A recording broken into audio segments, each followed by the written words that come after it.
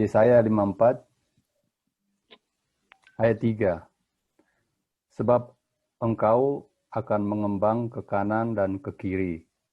Keturunanmu akan memperoleh tempat bangsa-bangsa dan akan mendiami kota-kota yang sunyi.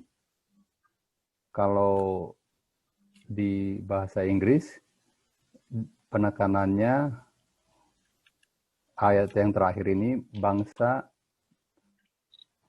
akan mendiami tempat yang sunyi, seakan-akan kita disuruh ke tempat sunyi. Ternyata kalau dalam bahasa Inggris lebih jelas bahwa kita dengan kehadiran kita bisa mendiami tempat-tempat yang sunyi jadi rame.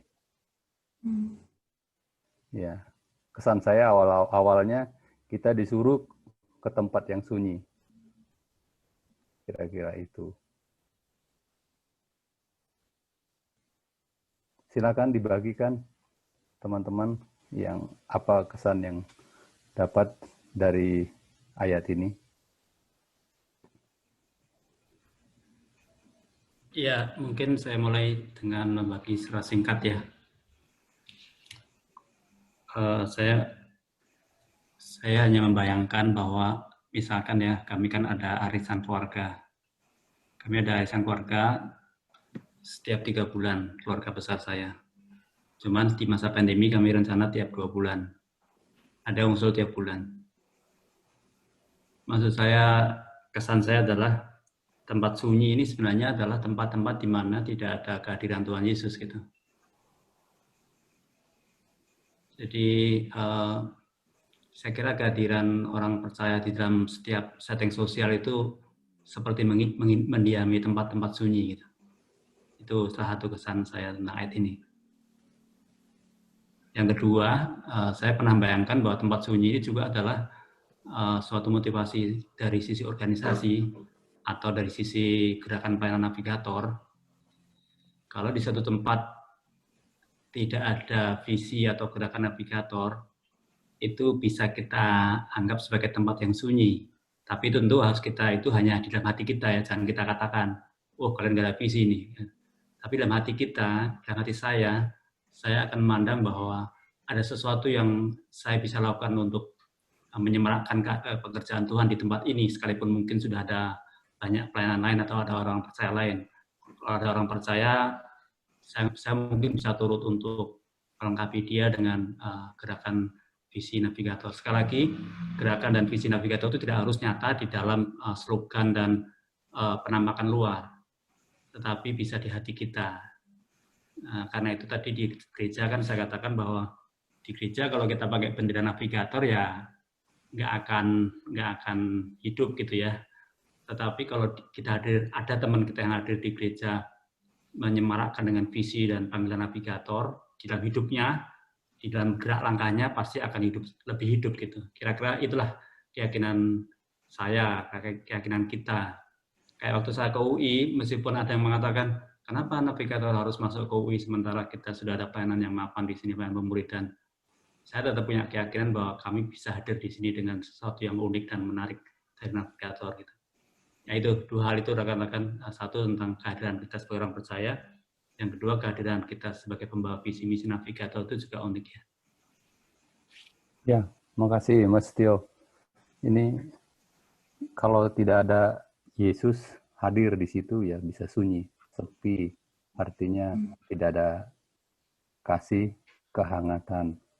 Seringkali dalam pelayanan gereja atau pelayanan komunitas yang kita akan bahas, akan doakan nanti, Yesusnya diperkenalkan awalnya, setelah itu kehadiran aktivitasnya seolah-olah meninggalkan Yesus. Jadi apa artinya aktivitas?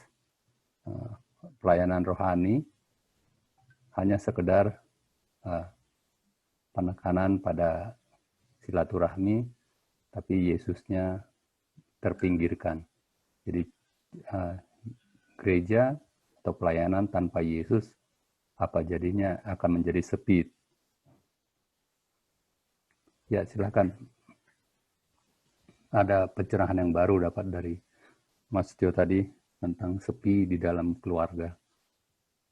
Saya mau bagi juga, boleh? Ya. Saya ingat waktu kami di Belanda ya. Saya dengan Barca 2 tahun tinggal di Belanda, dan 2 tahun itu punya 2 anak. Jadi 2 bayi lahir di sana. Jadi sebenarnya saya tidak punya banyak waktu untuk hal-hal lain kecuali mengurus anak. Tapi ajaibnya ada satu ada satu pasang, suaminya orang Belanda, tapi dia yang istrinya orang dari sini. Itu yang kenalnya itu dalam tanda petik kebetulan, karena saya punya masalah waktu itu dengan visa. Saya datang dengan visa turis, padahal Barca sedang mengurus visa tinggal. Jadi waktu itu waktu lapor ke Kementerian dan kepolisian, saya langsung harus diusir. Padahal waktu itu saya datang dengan perut sangat besar, 8 bulan, dan sudah tidak mungkin terbang. Akhirnya kita dalam keadaan putus asa ketemu satu ibu yang bisa membantu dari segi hukum dan pendampingan apalah gitu ya. Sehingga prosesnya itu cukup panjang, tapi akhirnya ibu ini banyak menolong sehingga saya bisa melahirkan di sana. Malah Reiner itu bisa punya satu hak yang disebut Hollandia yang punya katanya. Jadi dia tidak boleh diusir karena dia lahir di Belanda, berarti dia pemilik Belanda gitu kan, dan saya ibunya nggak boleh diusir. Nah, uniknya ibu ini banyak membantu kami selama di sana, karena saya juga nggak punya teman dan saudara. Dan kira-kira sebulan mungkin ya sebelum pulang, tiba-tiba ibu ini ingin membantu saya supaya saya jalan-jalan. Karena saya 2 tahun di sana tuh nggak pernah jalan-jalan karena punya bayi 2. Tapi ternyata tidak mungkin lagi karena visa sudah mau habis dan segala macam. Dalam kondisi mengurus itu tuh tiba-tiba datang lewat satu majelis gereja GKIN, gereja GKI di Nederland, yang dia cuma lewat, tapi dia tiba-tiba dia bilang gini, "Happy, kamu injilin dong ibu itu," katanya gitu. Dalam hati saya, kenapa nggak dia? Dia kan majelis gereja gitu kan.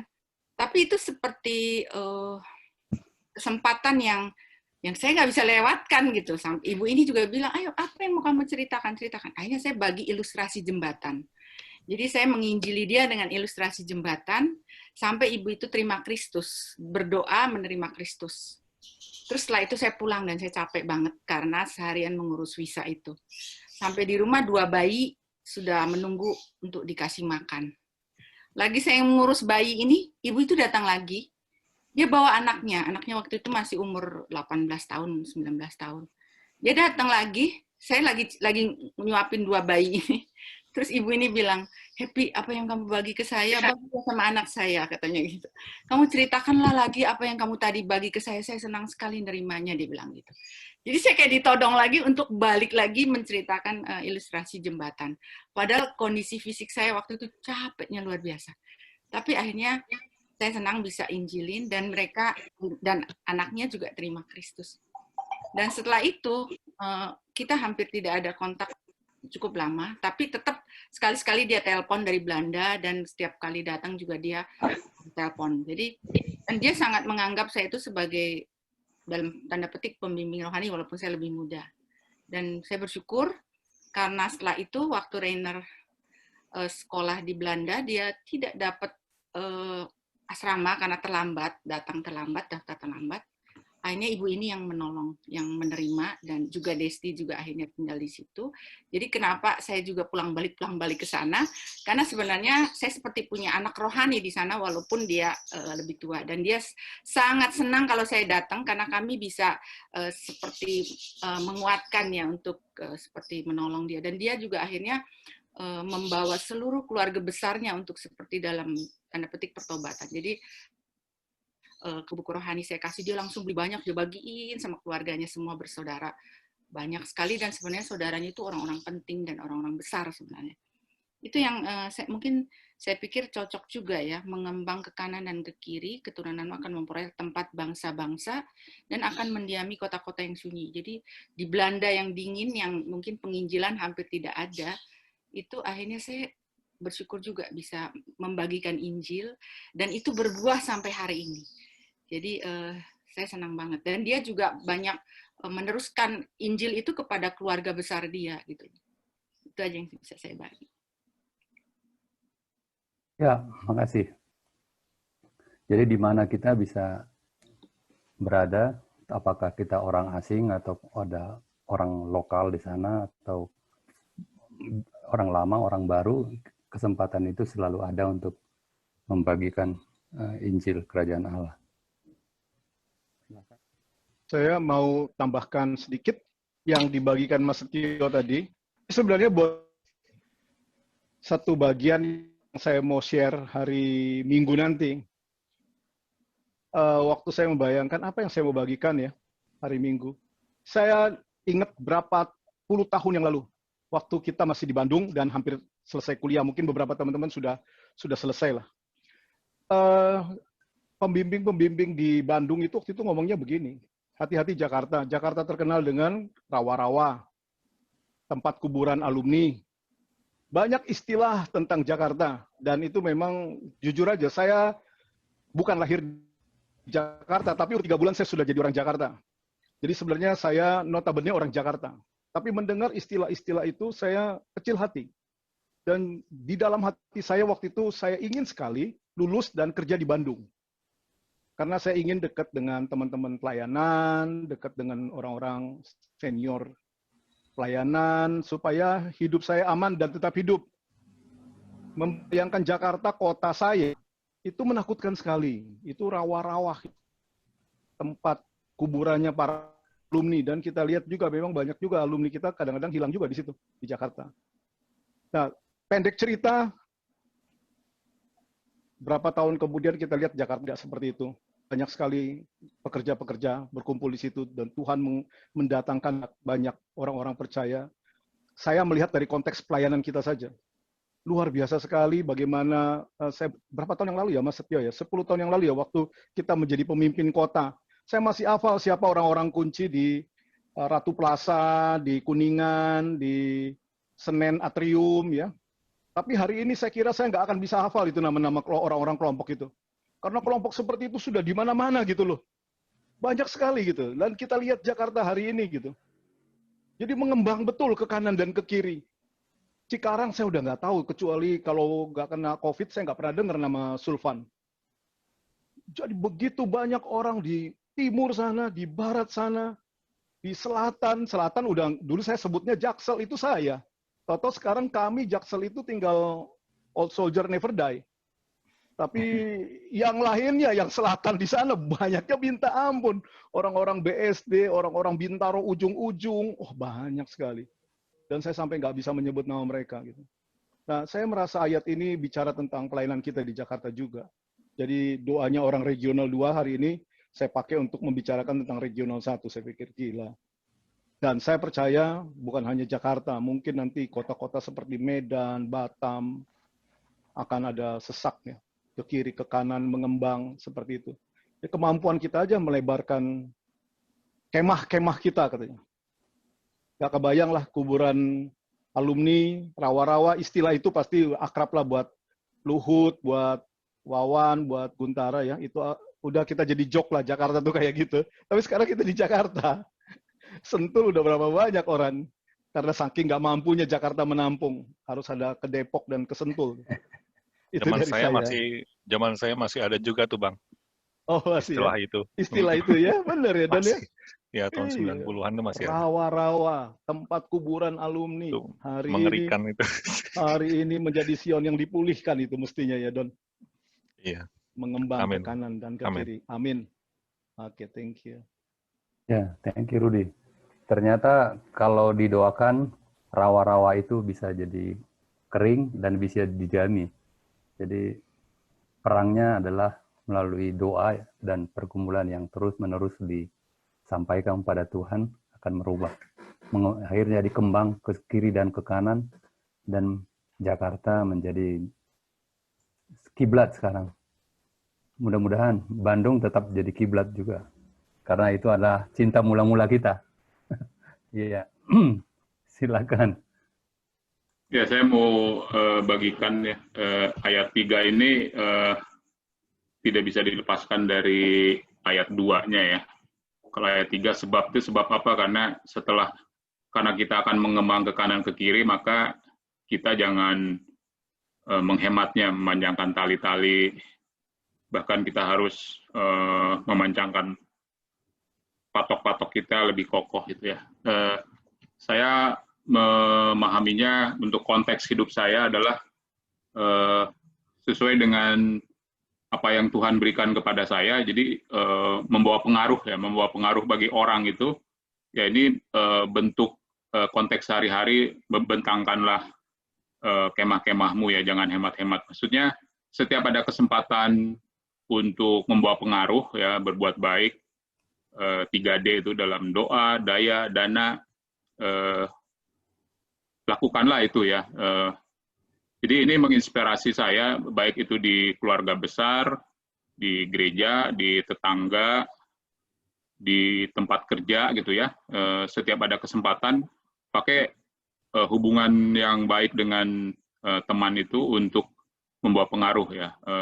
Tidak selalu harus dalam bentuk bantuan finansial ya, tapi dengan ngobrol-ngobrol, kemudian kita cerita bagaimana pengalaman sebagai seorang suami, sebagai seorang ayah, atau sebagai karyawan yang rajin, yang berintegritas ya, itu akan menjadi kita sedang menginvest sesuatu ya, invest sesuatu yang pada saatnya dengan kerjasama dengan Roh Kudus ya, itu kita bisa menarik hasil investasi itu ya, sesuai dengan pimpinan Roh Kudus ya.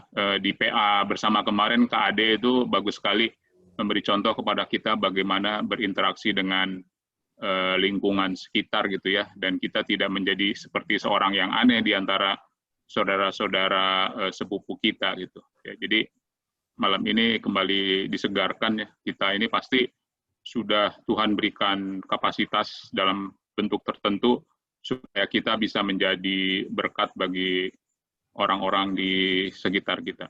Terima kasih. Ya, makasih. Jadi mengembang ke kiri dan ke kanan melalui hubungan, memang kuncinya adalah salah satu yang diangkat oleh Mas Perkasa tadi, hubungan.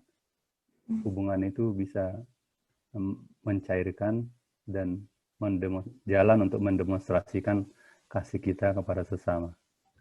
Ya, kita masih ada waktu. Saya mau bagi ayat ini mengingatkan saya waktu juga ada waktu kami PA di pakai buku yang 42 detik ya.